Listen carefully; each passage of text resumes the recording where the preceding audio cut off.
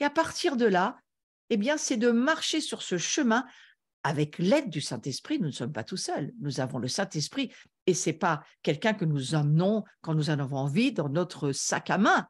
C'est quelqu'un qui vit chez nous. Il vit à l'intérieur de nous. Donc, ce Christ qui vit en nous, c'est lui qui devient l'arbre de vie pour nous. Et au fond, nous pourrions voir par la foi ce soir que nous portons l'arbre de vie. Est-ce que vous avez déjà pensé à ça? Nous portons en nous l'arbre de vie, cet arbre qui produit 12 fois des fruits, qui rend son fruit chaque mois. Ça veut dire pour moi que à chaque moment où une occasion se présentera, où Dieu nous parlera de ce qu'il a envie de faire quelque part, là où il nous a demandé de vivre, eh bien nous pouvons le faire parce que l'arbre de vie est en nous et que nous portons ses fruits. Alors ces fruits, j'y reviens, il faut y travailler, bien sûr, parce que nous naissons semences incorruptibles et nous sommes appelés à devenir un arbre qui porte des fruits, et d'ailleurs sous lesquels d'autres viendront se mettre à l'ombre et seront aidés. Et j'aime beaucoup ce passage de Ézéchiel, chapitre 47, verset 12, on va le lire. Regardez, je vous ai remis le même arbre d'un petit peu plus près et je le trouve très inspirant. Lisons ce verset et laissons le Saint-Esprit nous révéler, nous amener dans les mystères du royaume sont révélés par Jésus-Christ. C'est Jésus qui vient nous révéler les mystères du royaume. Donc, plus nous cherchons à voir, comme Nicodème l'a demandé à Jésus, et plus nous entrons dans les mystères au travers de Jésus que nous portons en nous, et plus nous verrons et nous aurons des mystères qui se dévoileront au fond de notre cœur. Donc, Ézéchiel, chapitre 47, verset 12. Sur le torrent, sur ses bords, de chaque côté, croîtront toutes sortes d'arbres fruitiers. Leur feuillage ne se flétrira point. Leurs fruits n'auront point de fin. Ils mûriront tous les mois parce que les eaux sortiront du sanctuaire. Leurs fruits serviront de nourriture et leurs feuilles de remède. À votre avis, de quoi s'agit-il? Eh bien, je crois qu'Ézéchiel voit quelque chose de la gloire de Dieu. Il voit quelque chose dont il est question dans Apocalypse 22, verset 2. Il voit quelque chose de ce que le Saint-Esprit révèle à ce moment-là concernant cet arbre de vie et le fait qu'il voit qu'il y a toutes sortes d'arbres fruitiers. Selon vous, de qui s'agit-il? Mais moi, je crois qu'il s'agit de nous. Nous sommes ces arbres qui devons porter du fruit. Et notre feuillage ne se flétrira plus. Ça, c'est bien sûr au retour de Jésus. Notre corps sera glorifié et donc ne subira plus le temps ni l'espace-temps. Là, nous le subissons encore dans notre corps. Le moment où Jésus revient, nous ne le subirons plus. Mais je crois que dès à présent, nous pouvons produire de plus en plus de fruits et des bons fruits. Je crois que nous sommes vraiment appelés par la parole de Dieu à produire cela. Et je crois que c'est possible parce que Dieu nous le dit. Donc l'un et l'autre, vous voyez ici dans ce verset, l'un et l'autre, c'est-à-dire tous ces arbres, ils reçoivent la vie du fleuve de Dieu. Et Dieu attend du fruit dans nos vies. Mais le monde aussi attend du fruit. Et je crois qu'il même la création, elle soupire après nos fruits. Vous savez, ce fameux passage que je vous lis souvent, qui m'inspire beaucoup dans ces jours dans lesquels nous sommes, où la création soupire après la manifestation des fils et des filles de Dieu. La création, elle soupire après le fait que nous allons peut-être même aider la création, pas seulement les arbres que nous sommes, mais peut-être les arbres dans le naturel. Et si nous commencions à peut-être nous exercer, pourquoi pas, à prier sur notre jardin si nous en avons un, ou sur notre balconnière si nous en avons une, pourquoi pas? Pourquoi ne pas prier et bénir la création qui nous entoure? Puisqu'elle soupire, c'est qu'elle attend quelque chose, cette création. Ça vous est jamais arrivé de prier sur un arbre ou quelque chose dans votre jardin qui poussait pas bien? Ça vous est jamais arrivé, pris à l'idée, j'ai pas une plante qui se porte mal? Eh bien, essayez, pourquoi pas? Pourquoi pas? Il y a en nous la capacité, je crois, de faire des expériences avec cette gloire de Dieu. Et vous savez, vous aurez moins de mauvais retours que si vous priez sur un humain et que ça se passe mal. L'arbre, lui, je pense qu'il ne vous dira rien. Mais au moins, on a essayé de faire quelque chose. Parce qu'on est appelé, je crois, à manifester cette gloire. Et cette gloire, c'est pour les humains. Jésus l'a bien dit lui-même. Il a dit, voilà, priez pour les malades, priez pour ceux qui sont prisonniers, priez pour ceux qui ne me connaissent pas, ressusciter des morts spirituels, peut-être même des morts physiques aussi, ça viendra certainement un jour. Restons dans l'attente que ce n'est pas nous qui le faisons, c'est le Saint-Esprit en nous qui nous parle et qui va glorifier l'arbre de vie qui vit en nous. L'arbre de vie vit en nous, cet arbre que vous imaginez, votre imagination sanctifiée peut imaginer aujourd'hui que vous portez les fruits de cet arbre qui s'appelle Jésus. Et si vous vivez en relation avec Jésus, si vous écoutez la voix du Saint-Esprit, vous allez vous emporter déjà, j'en suis sûre, des fruits, mais vous allez emporter beaucoup plus que cela, j'en suis sûre. Parce que nous sommes appelés à porter du fruit chaque mois, comme ces arbres d'Ézéchiel, c'est-à-dire comme Jésus dont il est question dans Apocalypse 22, verset 2. Peut-être vous ne le saviez pas, mais je voudrais vous le dire aujourd'hui. Vous êtes cet arbre de vie, parce que Christ, c'est plus vous, c'est Christ en vous. Et que vous puissiez saisir que vous avez déjà des fruits et que si vous n'en avez pas encore, ils sont en train d'arriver. Et qu'en tous les cas, je suis sûre que vous avez un feuillage qui s'appelle votre vie. Et que ce feuillage, voyez-vous, eh bien, il va lui aussi servir à la guérison des nations. Je crois que le feuillage, ce n'est pas ce dont je parlais dans les cours précédents, c'est-à-dire un fruit qui a que du feuillage et qui ne porte pas de fruits, il est bon à couper. Là, il était question d'un feuillage qui ne produit pas. Mais vous voyez, il y a des arbres à feuilles qui produisent. Et d'ailleurs, je crois qu'il y a beaucoup d'arbres, des arbustes qui sont utilisés dans la médecine. Moi, je ne suis pas du tout bonne dans les plantes, mais je sais qu'il y a la médecine travaille avec la création, bien entendu. Eh bien, moi, ça me parle beaucoup parce que je crois que nos vies aussi, elles sont appelées à cela. Et comprenez que ces images qui nous sont données, c'est pour nous aider. C'est très simple. Le langage de Jésus est très simple. Et n'importe qui, même un enfant, il peut le comprendre. Tant mieux, parce que l'évangile doit rester quelque chose de simple. Pas de simpliste, mais de simple. Donc, vous voyez ici que dans le naturel, on a des ennemis, n'est-ce pas? On va dire que dans la vie de tous les jours, la maladie, le gel, la tempête, les arbres subissent aussi tout cela, bien sûr. La pluie sur les fleurs qui empêcheront les arbres de porter du fruit. Nous aussi, on peut avoir des saisons où on s'en prend plein la tête, où on sent qu'il y a vraiment des tempêtes qui nous tombent dessus, il y a vraiment quelque chose de spirituel qui vient et qui nous met à terre. Et je sais que certains d'entre vous qui m'écoutez, vous luttez, vous traversez la vallée de l'ombre de la mort, la maladie qui frappe, le cancer qui est là, et il n'y a pas moyen, et il veut essayer de vous faire croire, l'ennemi veut essayer de vous faire croire qu'il va réussir à vous abattre. Mais moi, je vais vous dire une chose, on ne peut pas abattre l'arbre de vie. Et j'aimerais vous dire ça ce soir, vous le dire à vous qui traversez la maladie, qui traversez des situations difficiles, des situations où vous ne voyez pas de solution encore, mais soyez pas inquiets. Dieu, il a toutes les solutions. Jésus, il dit qu'il a un fruit pour chaque mois. Donc, il va avoir la solution pour vous. Il faut juste avoir la patience d'attendre et de travailler à faire que votre pensée rejoigne la parole de Dieu et que votre foi travaille, elle aussi, à monter dans les tours de la foi pour dire la foi, à force de parler, de créer, elle va produire. Voyez. Et la foi, elle vient de ce qu'on entend de la parole de Dieu.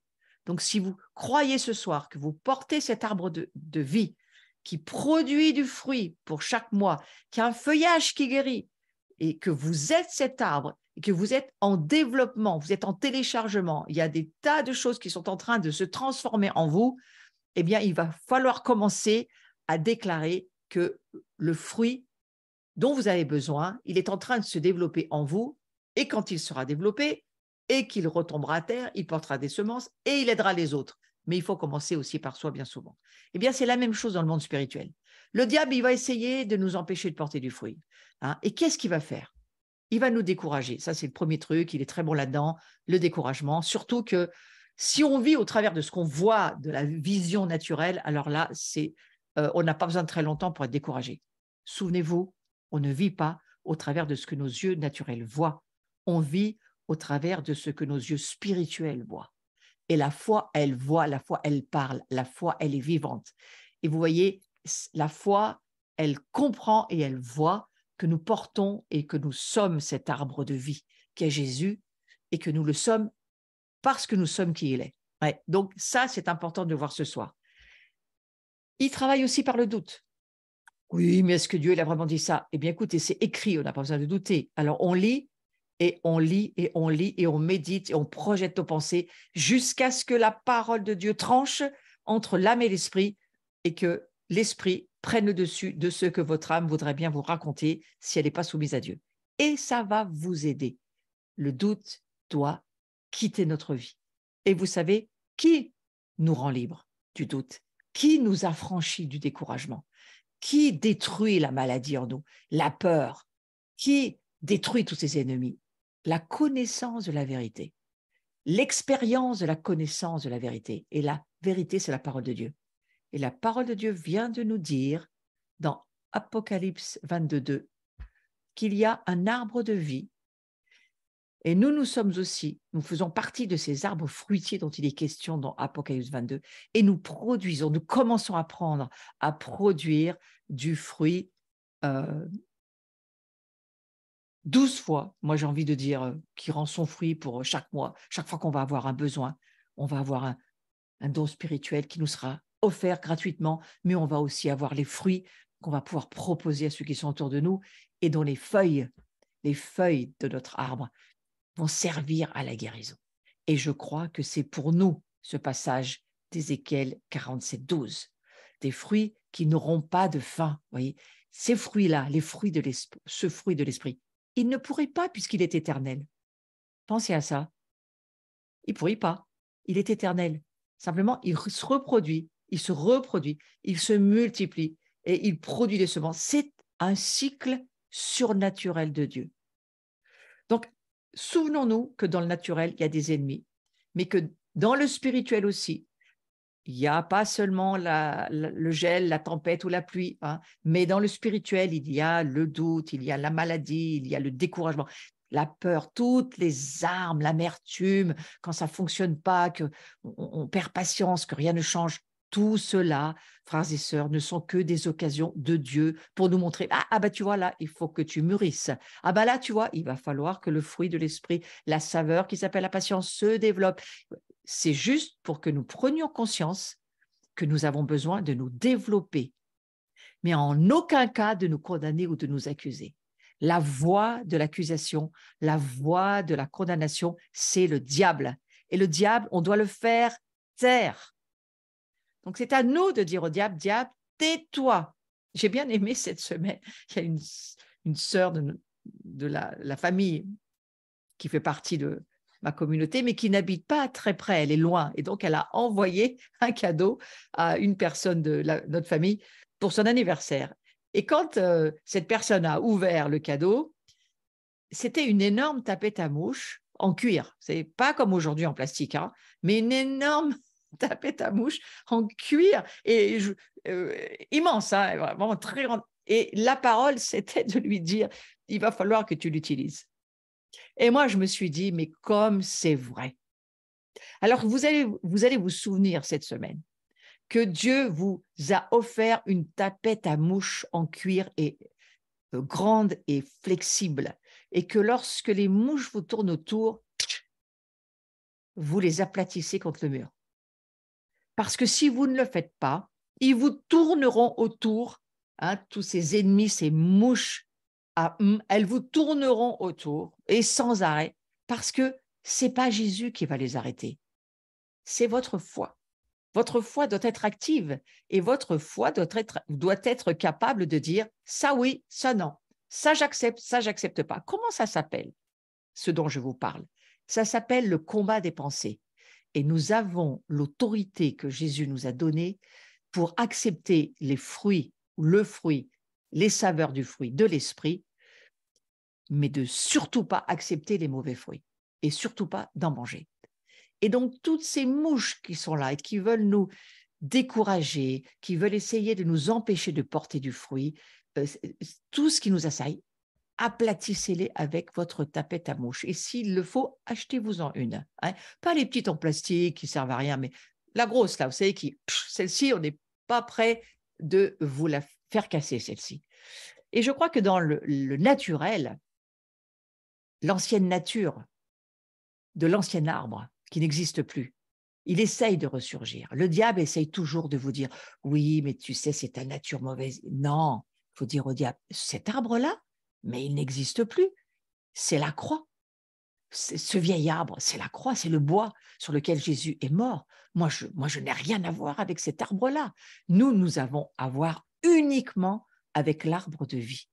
Et c'est cela auquel votre foi doit s'accrocher. Moi, je suis cet arbre de vie et je suis en train de me développer. Et même si j'ai encore pas des gros fruits, j'en ai. Et si j'en ai pas encore, ils sont en train d'arriver. Voilà. Parce que je sais qui je suis et je sais ce à quoi je suis appelé à devenir. Je suis appelé à devenir cet arbre de vie. Oui. Les rejetons, vous savez, on a des rejetons parfois qui peuvent pousser, on coupe un arbre comme une souche et vous savez, des fois ça repousse. Là, vous prenez votre tapette à mouche et vous ne laissez pas repousser ces rejetons de cette vieille nature qui n'a rien à voir avec vous. Mais c'est à vous de dire au diable, non, merci.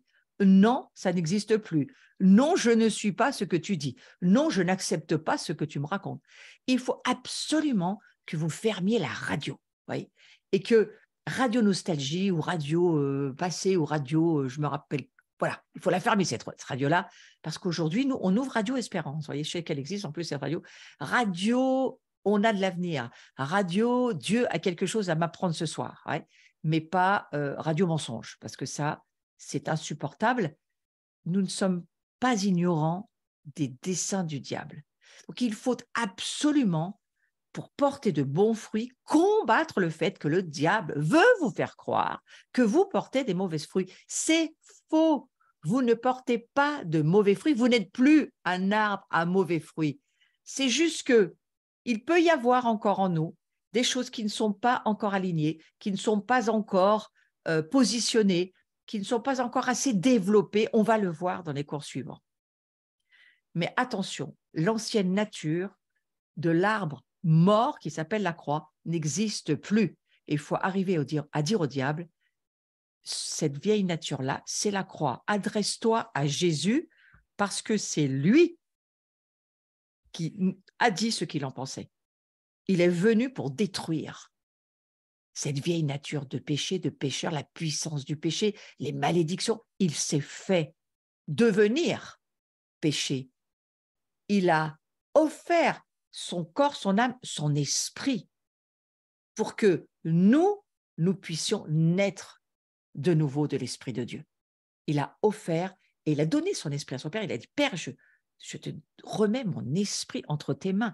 Et au moment où l'esprit de Christ a été offert à son Père, parce qu'il est devenu, c'est un verbe d'état, donc ce n'est pas que son âme qu'il a offert, hein, il est devenu pour nos péchés, le Père a dû se séparer pendant un temps de ce Fils, et croyez-moi que ça a dû être douloureux pour Dieu, mais c'était le seul moyen.